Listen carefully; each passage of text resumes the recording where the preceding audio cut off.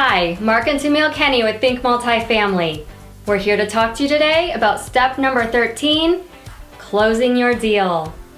Mark, can you tell our audience from the time that it takes us to locate a deal and then put it under contract, and then the time frame it goes from being under contract to taking in other people's money, how long does it take us to close? Yeah, I'll start with contract. From LOI, letter of intent, to contract can vary drastically. So it's easier to say let's say from contract to close.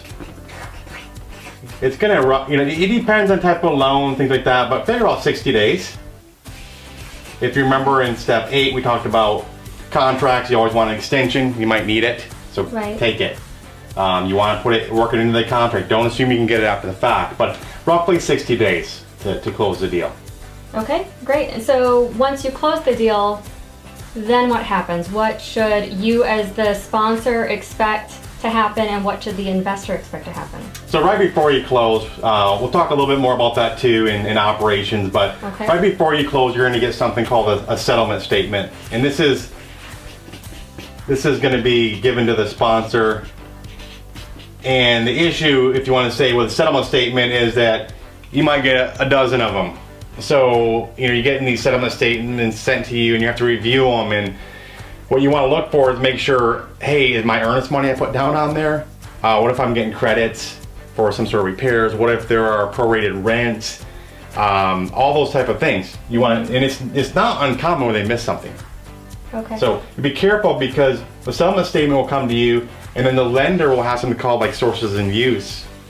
And they, for some other reason, I don't know why, they know what it is, but they won't put a lot of the detail on there until like the day before you close.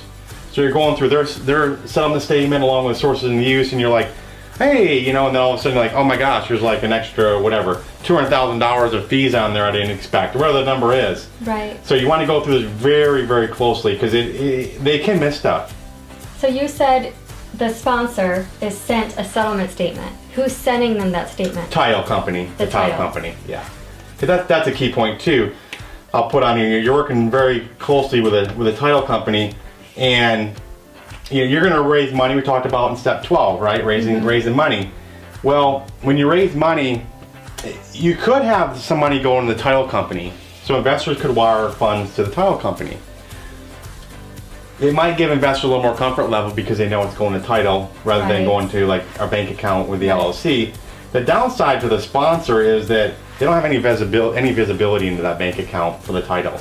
Okay. So we've had situations before we had funds wired in here, and the title company's supposed to give us, an update at the end of every day how much they received for us, and they're not very good at it. And then we had about $250,000 of one deal where they went to a title company with no reference number, and they literally said it never showed up. It took them 3 days, I kid you not, to find out actually that money was ours. So not a good feeling, right? So, if you can get your bank account set up, which it can take sometimes, a week or so to set up too, so you have to have some lead time there.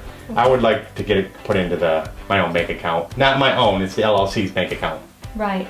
So you have to have your own LLC set up before you close, so that all that money can officially transfer over to you from the title company. That's right. Okay. So who gets to choose the title company? Is it the seller or the buyer?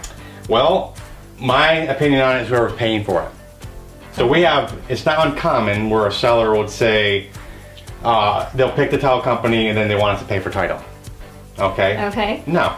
Then you're not picking the title company, right? Why would we let you pick the title company?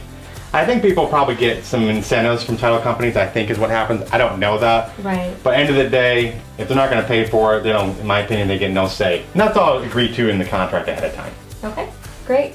So one more thing I wanted to talk about with the close specifically is rate locks. Can you tell our audience what that is? Yeah, the rate lock will be before closing, a couple days, a few days before closing typically. And, rates fluctuate on a daily basis. The interest rate. Interest rates for your loan. So the lender, if you're not familiar with this, is going to say, oh, send me money in for the rate lock. You're like, oh my gosh, send me money in. I've already done the application fee, I've done good faith estimate, now you want more money for a rate lock? Right. But it's reality.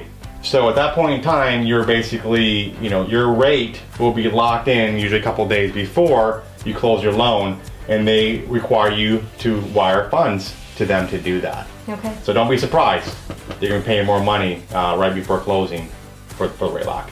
Okay, so definitely something to keep in mind with all the rumors about tax rates going up or interest rates going up. Just be very aware of what's happening in the marketplace and how quickly you're able to close a deal, right?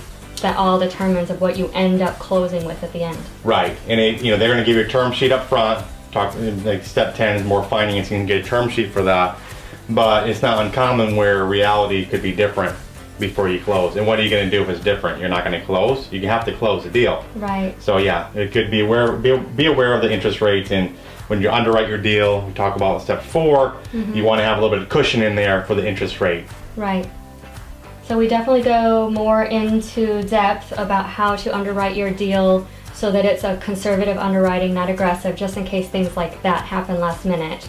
So we have deal analysis training and other student training in our program that you can find out more about us if you go to thinkmultifamily.com.